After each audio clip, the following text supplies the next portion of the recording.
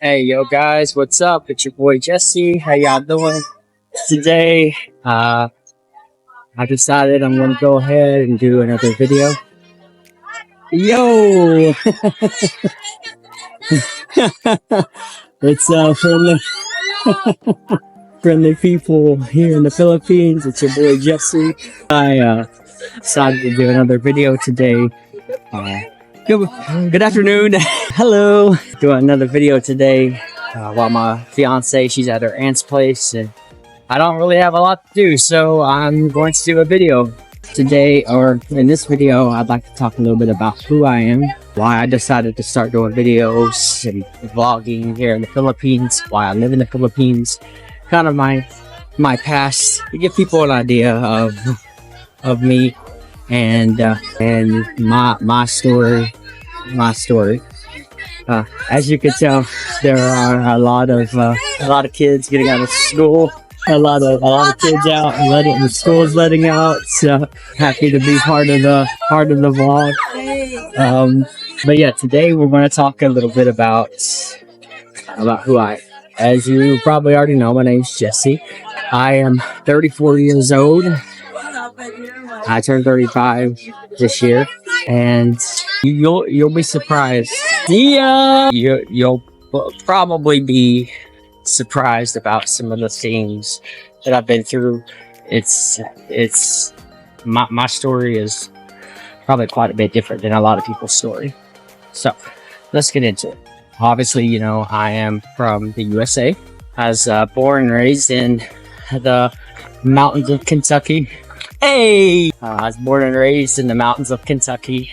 I wouldn't say that I had my childhood wasn't a terrible one, but it was one that I grew up very, very poor, well below poverty level. Actually, sometimes my fiance is very surprised to hear about the things I went through, because a lot of people in the Philippines, especially, don't realize how bad life can be for some Americans. There were times where we didn't have food. There were times where we didn't have water, electricity, and there are various reasons for that. I won't get into that because that's very, very, very personal. Hello. It's very personal, and it's something that I would rather not talk about. But what's important is that, you know, that I grew up extremely poor, and I had a pretty, I wouldn't say it was a terrible childhood, but it was not the best childhood. In high school, I ended up being quite a troublemaker. I was constantly causing issues where I'd get in trouble, and I'd have to go to detention centers. I was in alternative school. I wrote hit lists and stories that were so scary that I got in trouble for them. This was about, if any of y'all know about the things that happen in America with school shootings. Unfortunately, I did all that. It was a few years after the Columbine shooting, and so people thought that I would end up being like those kids that did that. I wasn't. Everything I did to get some kind of response. I was curious over how people would react to situations like that, and well, I got my answer. Because people were terrified of me because of that stuff. I ended up, through all that, I ended up becoming friends with my judge, actually. The judge that put the sentence down on me. We are still friends to this day. I told him when I was going to college, I told him about how I'm going to the Philippines, you know, that kind of stuff. All the things that I went through, that I've done, that not many people can say that they have done. So he's very happy about about the path I've decided to go on. Oh, and another thing I did not grow up Catholic. A big part of my life is being Catholic. I did not grow up Catholic though. I grew up again in Kentucky. And if any of you are from Kentucky, you know that Catholics are not the most welcome people. So I grew up Southern Baptist, primarily Southern Baptist, when I started taking faith more serious. But when I was 18, I started going to a Catholic church. I was converted at 18. Hello! And I've been Catholic since. There's been times where I've slid into other things, but primarily being Catholic and tried to stay Catholic as much as possible. I left home shortly before turning 19. Hello, good afternoon. Shortly before turning 18, or before turning 19, I left home. I basically had to run away from home. My parents tried to keep me there because they were getting government assistance for me living there. I didn't have a birth certificate or anything like that. It was actually the Catholic Church. It was just the Catholic Church that helped get me out of that situation that I was in. And through the Catholic Church, I got my first job where I met some amazing people who took me in, helped me get into college.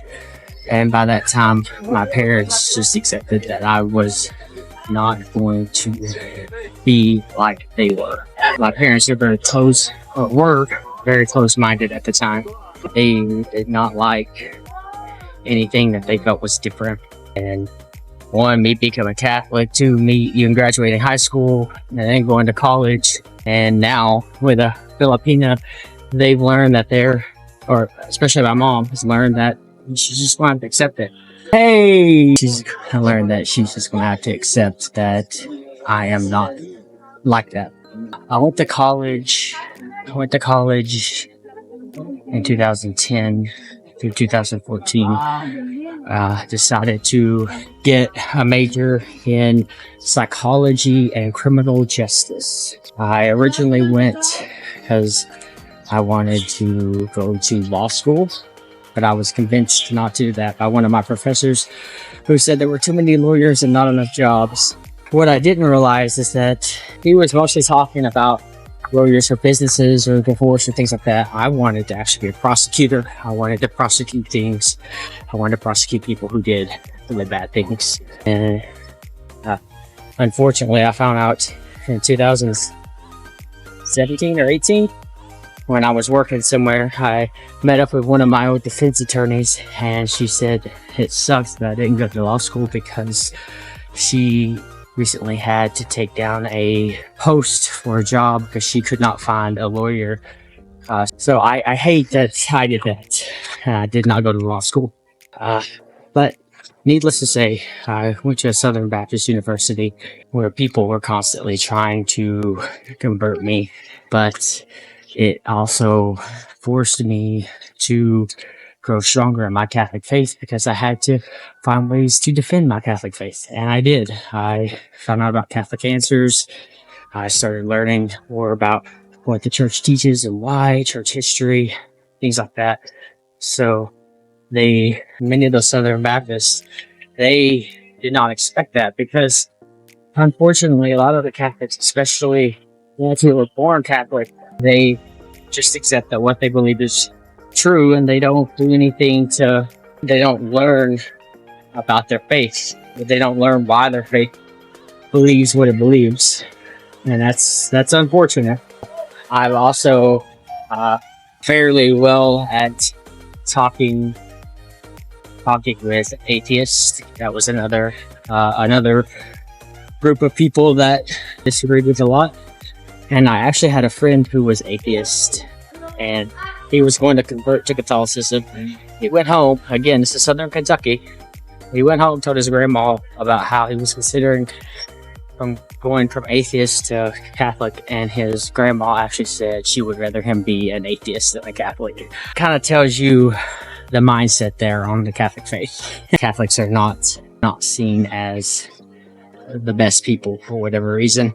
Well, after graduating with an undergrad, I decided to go to Franciscan University. I was going to get my master's in counseling. Dropped out, though. Well, I didn't really drop out. I transferred colleges and then dropped out when I found out that For me, I was not interested in counseling. Remember what I told you about what I did as a teenager in high school? I was interested in how people would react to certain things. I'm not interested in helping people in the way counselors do. I'm more interested in studying people and understanding how they behave and why they behave and what makes them behave certain ways. To me, that is more interesting. That is why I like psychology. So after dropping out of college, of university, for masters, I went through several jobs until eventually I landed in the military. I joined the military right as COVID was hitting its peak in 2020. In March, everything was shutting down. I was very lucky. I got to go to MEPS right before, I think it was like a week later, the MEPS that I went to, they ended up shutting down. It was a nice time to join the military in that there weren't many people. So we got our own bunk bed, all this stuff, because they were always trying to separate us, keep us separated because of COVID. I started while I was in training after basic, but I was during AIT. I started dating a Filipina in a long distance relationship. We were together for 2 years almost. Might have been a little more than 2 years actually. We were together for a little more than 2 years and we split up. We split up in 2022, December of 2022, and it crushed me. It crushed me. I was devastated when that happened. So because the other stuff had already happened while I was in the military, a lot of stuff I haven't went into because it's a little emotional, and I don't want to talk about that right now. But some of those things led to me having severe depression and anxiety and insomnia, and I actually was on the verge of committing suicide, offing myself. And this was as I was getting out of the military too. So I had all kinds of changes happening at one time. It was crazy. All the changes that was going on. It was insane. That's when I told you guys about me and how I do online, how I work online, I do video edits. Well, it's because during that time, I had found out about a guy named Andrew Tate. I know he's a very controversial figure, but he completely changed my life. I listened to him and I learned how to respect myself more, how to treat women better, and his brother Tristan. And so I joined his online campus, The Real World. And when I got out of the military, and I got with another Filipina at the time, actually the one I'm with now, we got together and good afternoon. We got together and we're together now. But he helped me through that hard time, the things he would say. And through his online platform, I've been able to learn some things, especially with video editing and AI, that have helped me establish a business online where I can still live in the Philippines. So that's why I support him. That's a very big part of my life now. And then in September of 2023, that was when I took my vacation time, my leave, and I didn't have to come back to the military after that. And I came to the Philippines. And while I was in the military, I'd been all over. I'd been to Italy and Germany, been to several places in the U.S. But I came here to the Philippines, loved it here. I decided that I would make the Philippines my permanent home as soon as I found a way to. That's when I proposed to my fiance. Unfortunately, I only got to stay for 2 months in 2023, from September to November. I came back, and this is another important part of my story, and it is when I came back to the U.S. When I came back to the U.S., I did not have any money.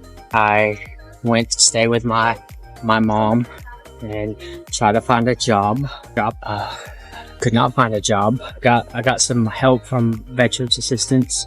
I was able to get a job in a city because I have some, because of the depression and anxiety and stuff, which happened primarily because of things that happened in the military. I finally was able to get VA assistance, but for a while, my fiance and me had taken out a loan here, and we didn't have any money to pay it back because I didn't have a job. But the reason I know she's not using me for money is because of that 2-month period when we had no money and we still had bills and stuff to pay. And I was living in America and she was living here in the Philippines. She would still video chat me every single day. And she made her own business here selling Hello Hello, which did very, very good. And she never left me. We went through a really hard time during that, but she didn't leave me at all. She trusted that I would figure it out, and eventually I did. I figured it all out, and everything worked out quite nicely. It just took a while, and God was testing us, tested our resolve, making sure that we would make it through those rough times. Still together. I came here last year. My flight landed here July 4th. Of course, I will not forget that. Hey, good afternoon! If any of you Americans, you'll know 4th of July is Independence Day for America, so I'll never forget that day. And I've been staying here on a visitor visa until we figure out a way for me to get a visa to stay more permanent. We're very fortunate. The Philippines is actually pretty relaxed when it comes to visitor visas. They're very relaxed on that. And so, yeah, I've been here since the 4th of July. I started working on my online business when I got here. Things have been going great. I went back to college doing space studies. And I'm about to graduate. After I finish this class, I get my diploma and I'm going to stay there and work on my master's in space studies. Space studies is an area that I really, really enjoy, and I do feel like it is the future of the job market. So yeah, that's a little bit about me, a little bit about who I am for you guys, so you know my story. So if y'all have any questions, any comments, anything like that, leave them below. I respond to every comment that I get. It might take a day, but I do respond to every comment I get. I actually have time allotted in my schedule every morning to go through every comment I haven't already looked through. Please, by all means, leave a comment. Let me know what you think. Like and subscribe. Know that you guys are valuable and you matter. God bless.